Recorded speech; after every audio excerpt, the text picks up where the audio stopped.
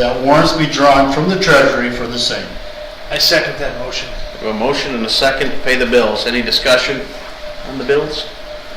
Roll call vote, please, Madam Clerk. Commissioner Webster, Yes. Commissioner Holzhausen, Yes. Commissioner Broder, Yes. Commissioner Garber, Yes. Commissioner Marks, Yes. Commissioner Plowman, Yes. Chairman Root. Yes.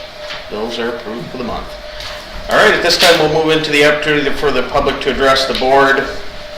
3 minutes per speaker. If there's anyone at this time, I only have one slip, and that would be Jim Crane. The floor is yours. All right, thank you. Well, I just wanted to introduce myself. I'm Jim Crane. I work for Cavalier Community Services, CACS. We're the nonprofit in the county. Several of us, you know us as the Head Start program. We also operate service centers in every county. As part of that program, I am working with financial literacy to help keep people in their homes and prevent property tax foreclosure. Now, I've had about 11 or 12 years affordable housing work, and I can tell you that the base work that's happening in the community right now without any support by the county is going gangbusters. Every one of your districts. I am working in every township, every community, everywhere there is a great need. The best part about this program is it's the most direct way for people to correct a long-term problem and get themselves back on track. And to do that, they had to be able to start making payments, which thankfully we got on the BS&A software after Julie got on board. We've also been accepting payments, which is thankful. A few $100 is hard. A few thousand is impossible. So we are working to disconnect and unbuild all of the problems that are creating their problems at home and their inability to stay safely housed. And by doing that work, we can try and realign their efforts to keep them safe at their home and keep the communities safe and strong. It doesn't take a lot. It doesn't take, the old way was to do, take the homes and rehab them and sell them. Well, that's great, but there's no affordable home that anyone can afford for $150,000. What they can afford is to figure out what their problems are and have someone partner with them to work. And I just wanted to tell you that because of the support in this community, we have done an incredible amount of work. Incredible. And it's all happening below the surface. So I just wanted to bring that to your attention and thank their department, because between them and the state working collaboratively together, we have been able to rescue dozens and dozens and dozens of families out of trouble. Thank you. Good, thank you. Is there anyone else at this time that would like to address the board? There will be a second call. If not, we'll go right into our committee reports. I'll start with Commissioner Holzhausen, if you have anything for the month. I'm on the Senior Citizen Board, and our director, Cynthia, she has COVID, and COVID, or whatever you want to say, and so that's closed, and so things are kind of slow over there, I guess, with that going on. Also, I'm on the 911 board, and we already got problems that the state doesn't want us to spend any money on radios or anything, so we're trying to get through that. Also on Shiawassee Economic Partnership, we have a meeting Monday on that. Justin is trying to keep up and get new businesses here, and when we get the extra money, he's going to give it out to the people that need it. And also, I'm on the Health and Wellness Board, and we have a couple people there that we need at least one person that's vacant, and so I'm on the nominating committee, and I think Friday we're meeting to nominate a person for the board. Otherwise, things are going on Zoom over there and struggling along. So those are the highlights. All right, thank you. Mr. Pullman? I'll do a little bit on the Shiawassee County Road Commission. Bidding for chip seal, gravel, all those types of activities, and we'll get started here real quick for the county roads. Pretty much what it's been the last couple of years. That's good for cost-wise. Again, they anticipate this will be, they'll complete their everything they have in the fifth year of the 8-year plan for all the chip sealing and graveling, and townships again are participating strongly, all townships, and so it ought to be a good year, and if the weather stays pretty good, they'll get it all done. They have been trimming trees back most of the winter up until it was really cold there or snowing, and now they're back at it again, so if along the roadway you'll see stuff trimmed, they're out there doing that. Michigan Township Association met last week. We met here again, Commissioner Chambers. Possibly in April we'll be able to keep rotating around like we do, or meet at Caledonia Township Hall in the center of the county, and hopefully we'll have more attendance. We had 10, 12 people, and hopefully if we have a place to meet besides here, maybe it'll bounce up to 20, 25 like usually is. But they were talking a little bit about roads and things like that, but that was all they were talking about. Genesee Shiawassee Thumb Workforce Group, we meet tomorrow. The workforce group does meet before the Board of Governors, which Marlene and I serve on, and they'll have probably a discussion about helping with unemployment. So anything like that. I-69 corridor is not met. They only met, I think it was once last year after the pandemic got started, and we haven't really heard anything about starting up. But that could start up and maybe meeting this summer. So that's all. Okay. Thank you, Commissioner Plowman. Commissioner Garber? I don't have anything today, thank you. Vice Chair Marks? Nothing for me either. Commissioner Broder? Just a couple of things. The Planning Commission met. Very interesting stuff as I'm learning about what they're doing. We talked about a number of interesting things, such as special land use designations, and a lot of people want to overuse the special land use. The problem is you can get yourself into some legal trouble that way, because you have to treat everyone fairly, and it's easy if you keep making exceptions and exceptions to your master plan with a special land use, then you can end up in court on these things. So we're being very cognizant of that sort of thing as we're trying to move forward. We talked about a big money thing now is the commercial growing of marijuana and the difficulties with that, because there are various things under the law, whether you're some kind of a caregiver and this and that. I asked the question, why is it difficult if someone's growing pot indoors? Apparently it has quite a pungent, it's quite pungent. I guess it smells. I didn't know that. Not a farmer.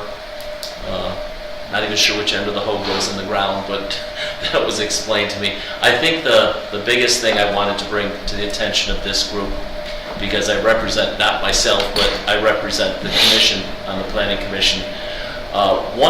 As we're looking at the master plan, is right now, if my understanding is correct on this, when you want to build more housing, if you have farmland, the requirement is that for a house in these areas, you have to have at least 1 acre, but no more than 2.5 acres. And then it jumps up to 10 acres, which will often do... 20. Is it 20? Mm-hmm. It is. You're probably right, 20. Thank you. The point being, there's this gap in there, and no one could... It had something to do decades ago with farm preservation and so on. It's an antiquated rule. I didn't see any reason why in the world we shouldn't, if a well-off person wants to have 5, 6, 7 acres, build a house and have horses or who knows what, that we should be limiting that, not to mention limiting the availability of somebody who has a farm to break it up and sell lots. And we all know we need housing developed in this community.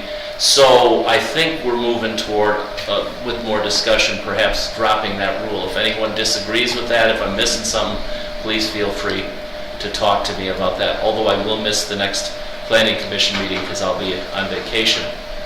Second thing, all of you know, it was mentioned at the other meeting, we're moving ahead nicely, I think, on the land bank with the help of our treasurer, Dr. Boggs, Ryan, our chairman, and so on.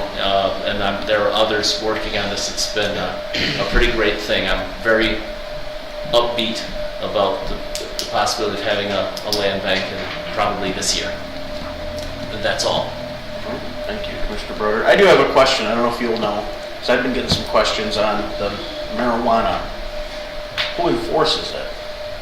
If there's a problem, or if they have, I don't think it's us, and it's not local, so is it the state? I don't know. Yeah, I've been trying to find answers to that, and I can't seem to find anything. Is the Attorney General? There's been a lot of discussion about that at my township meetings too.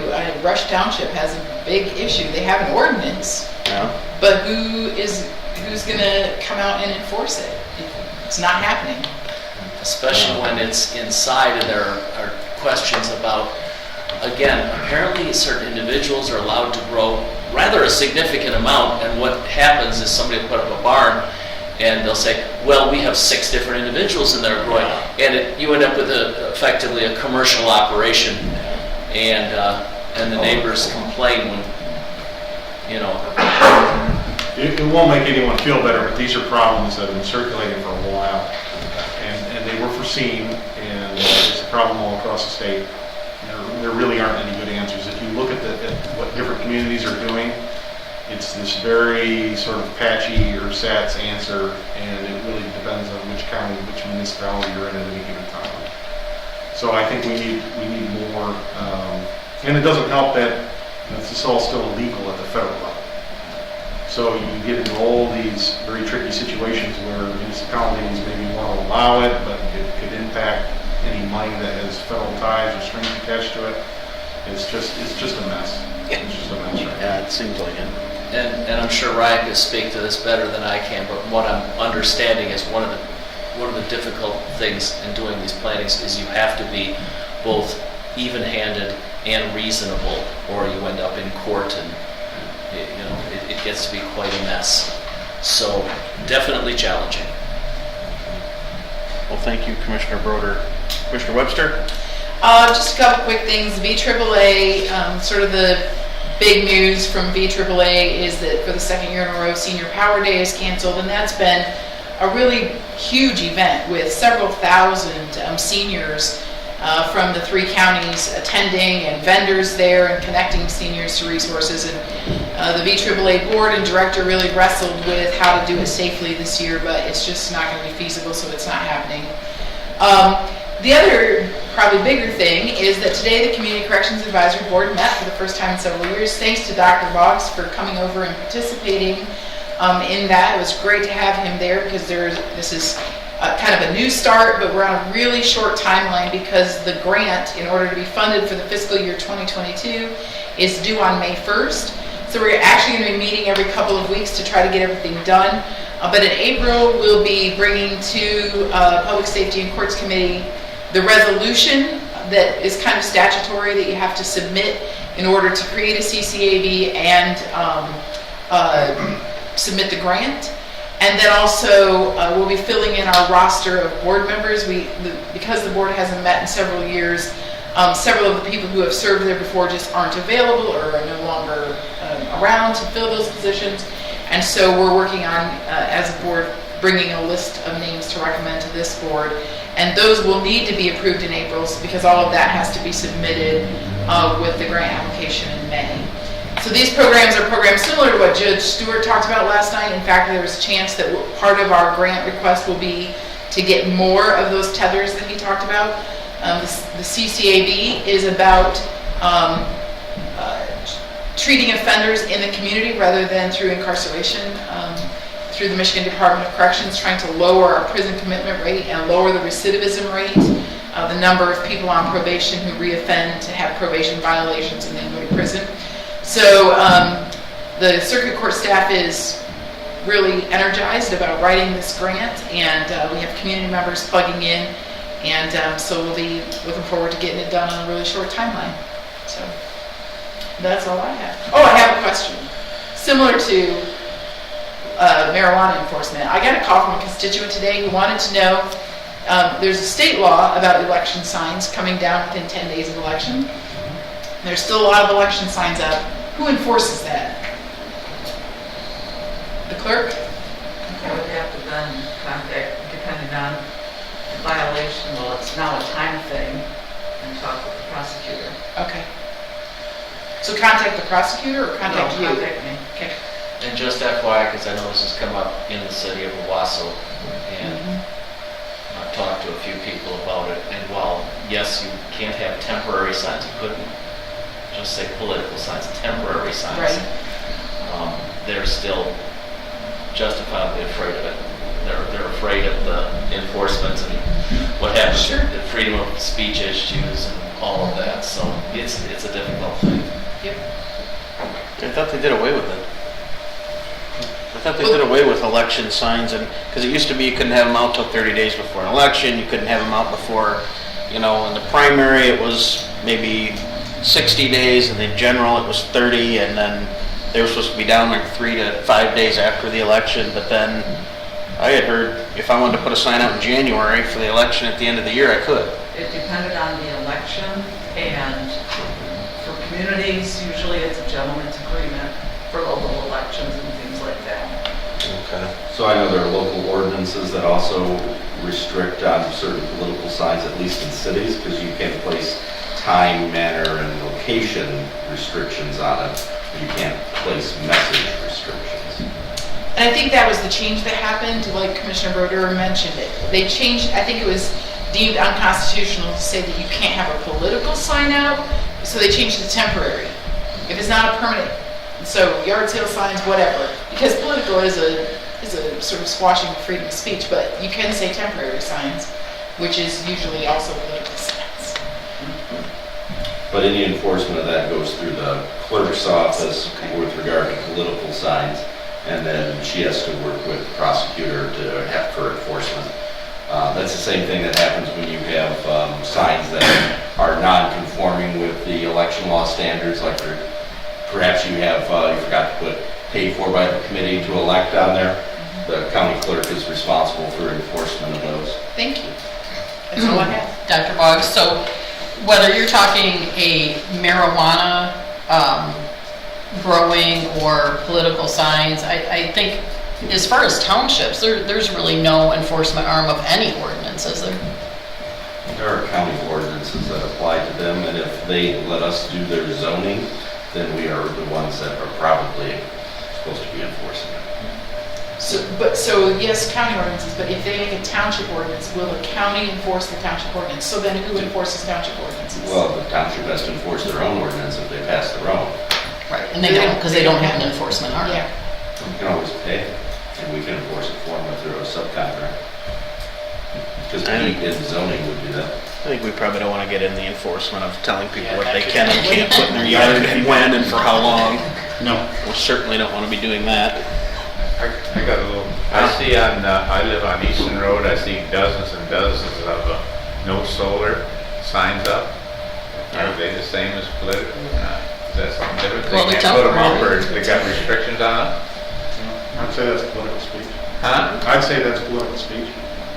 And it's a temporary sign, so there probably is a limit, but all you gotta do is take it down and 10 days later put it back up, and it just has to be a break in it, I think. I don't know what the statute says specifically, but I think that puts the clerk in a tough spot too. Yeah, she don't want to. You don't want to be, what if she's, she's partisan, her office is partisan, if she's telling a different party affiliation, you have to have your signs down, then we're forcing the prosecutor involved, that's kind of it's gonna put you in a tough spot. Well, and the Bureau of Elections really takes a hands-off approach to it as well. Yes, we Yeah, found that it's out. kind of a tough all around. Fortunately, most people, we can rely on simple politeness, but there's always that 1% that causes a problem.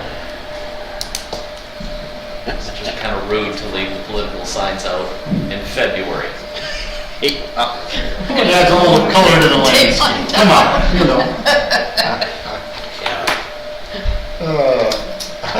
All right, is there anything else from any commissioners before we go into the committees? All right.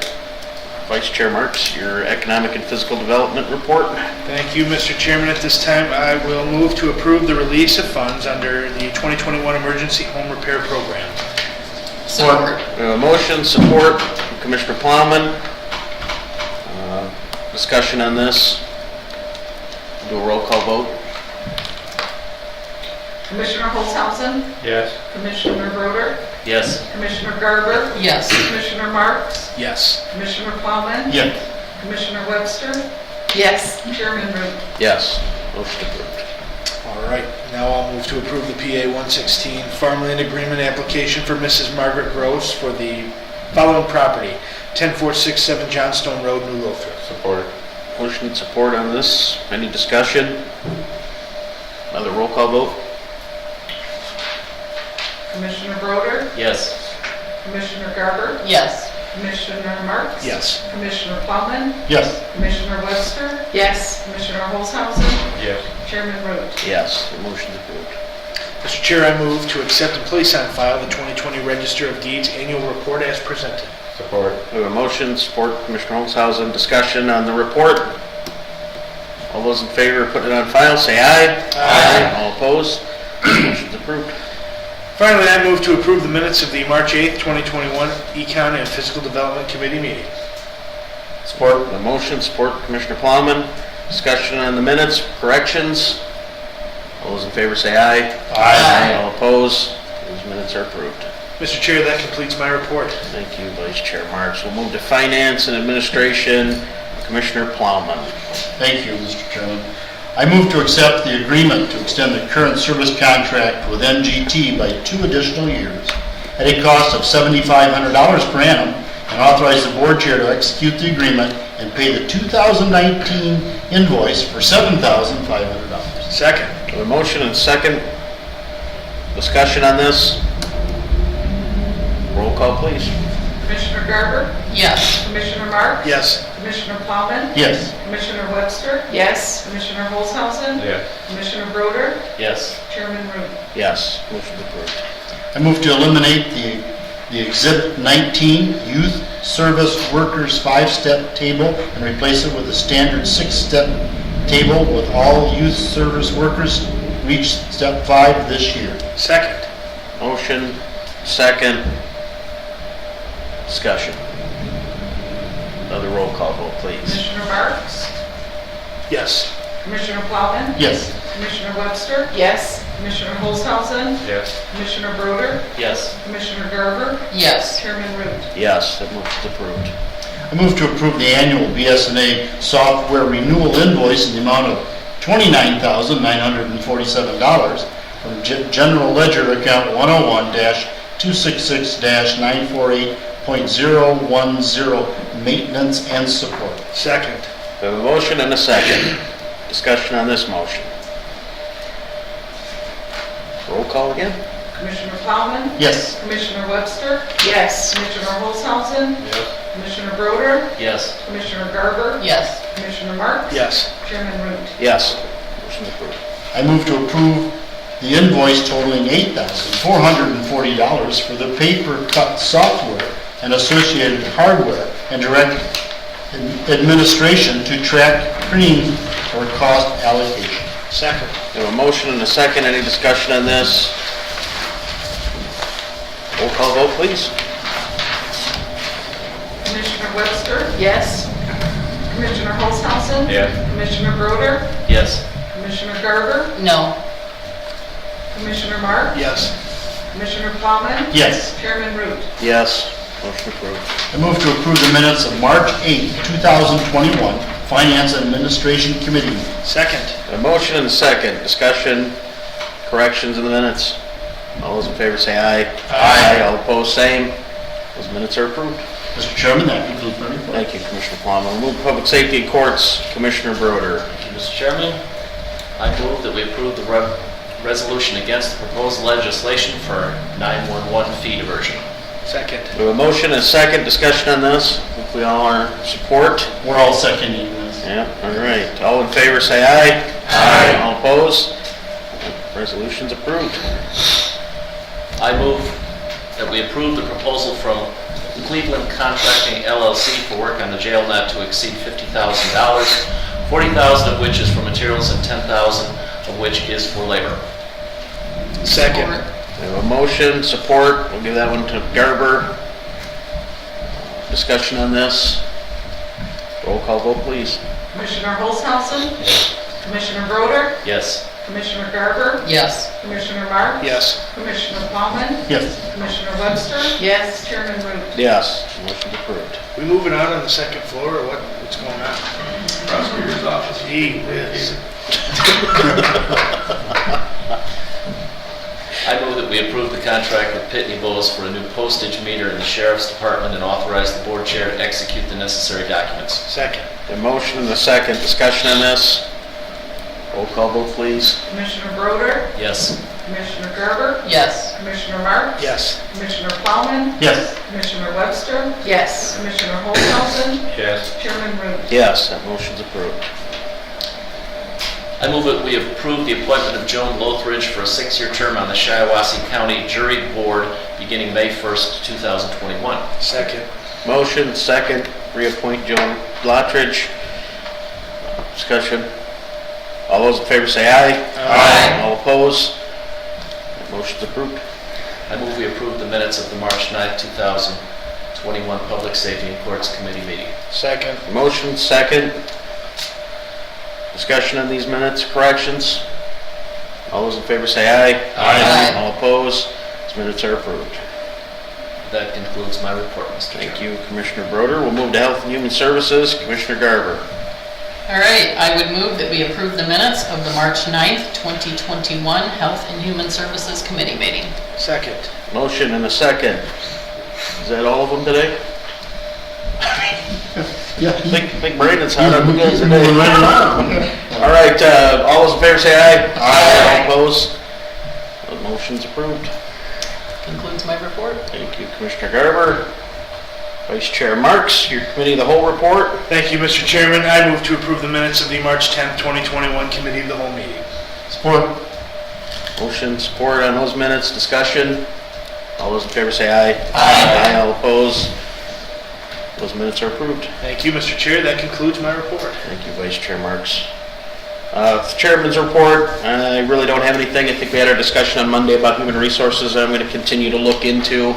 I do have 3 companies that our accounting firm gave us. We'll reach out to them, hopefully through the month. Dr. Boggs and our attorney here will meet with them, kind of see what kind of proposal they have, maybe see what they think we need or what they could tailor to us, see if they're even willing to do it, or if they could see what maybe we need. Anyways, we'll get some cost runs or some proposed plans, and then we'll come back with them next month to kind of further that discussion so that we can keep moving down that road. But other than that, I don't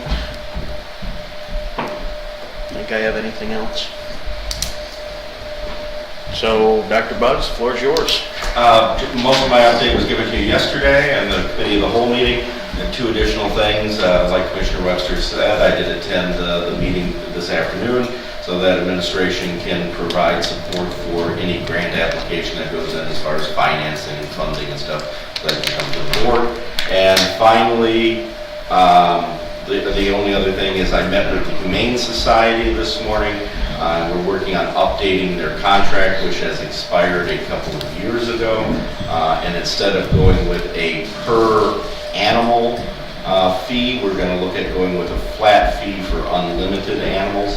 In the long run, will be better for both organizations based on our trends for the last several years and the modest increase that they want for a couple $100 for a flat one. What do they do for us? So our animal control officer picks up animals, whether they be dogs, cats, there have been alligators, goats, and cows, and then takes them to the Humane Society where they are lodged. There is a stay ticket that is placed on them. They must stay there X number of days while something is being determined for them, whether there's litigation that goes along with it or they are claimed by an owner, and then at that time they move into being adopted or able to be adopted through the Humane Society. During that stay period, there are responsibility for housing, and there's a per capita per day expenditure. And some of these things have gotten a little more expensive. For example, a dog that was picked up that was I think it was a German Shepherd, was taken in and it was one dog, and then it gave birth to 8 puppies. Therefore, we then went from being billed for 1 per day to being billed for 9 per day. And so we want to get to a flat rate budgeting formula. If they're interested in that for their budgeting purposes, I think it'll help us with ours. And they're continuing on their contract at the moment that has expired a couple years ago in good faith. And I'll have something for you guys to review at next month's meeting. How do you adopt a gator? So I did ask that question because I was curious what they ended up doing with this gator. I have a nice pair of shoes. And evidently there was a gator that was taken here, and there was one that was picked up in Livingston County also. And then there is a gator rescue in Michigan, which came and collected both of them on the same day. Wow. Yeah, I was here a long time ago, and I've been here, I said it quite a while, and we used to have our own, and that's the reason we got that extra lot out there, in case something happens that we can't get a contract with them, we may have to reuse that building and reuse that, and because if we try to get a new place, it might be kind of hard. Yeah. And That's the only reason I would think of, you don't know what could happen. right. And I think they were very reasonable in their request. Yeah, we got by a lot less money, and we had 2 or 3 people full-time, and it was quite expensive. But things can change, we don't know that, so. We were spending approximately $500,000 a year for that facility and the employees and the bennies. And so, I'd say. it changed overnight, yeah. Their cost that they want is about $700 more a year than what we're currently paying for an increase from a contract from 1994. So, not terribly. It's about Hurry and get it signed. $480,000 a year less than we were paying to run our own. Yeah. It's a very good contract, and it's a very modest increase. So I think and the budgeting that we'll have will be much more favorable to us. And I might discuss one of the aspects of all that discussion at that time was, we have dog licenses, we pay dog license fee. If we were going to keep our Shiawassee County Animal Shelter, the fee would have been astronomical.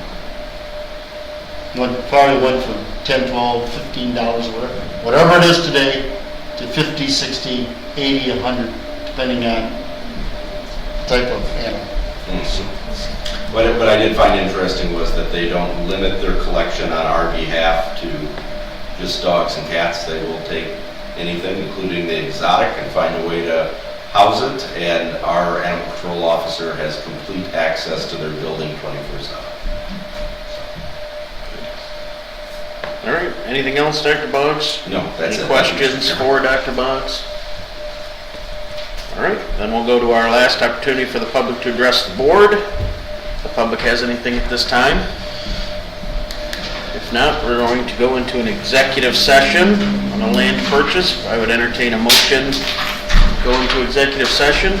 So moved. Support. A motion support. Do we need to roll call it, or do we? Yeah. Commissioner Webster, Yes. Commissioner Holzhausen. No.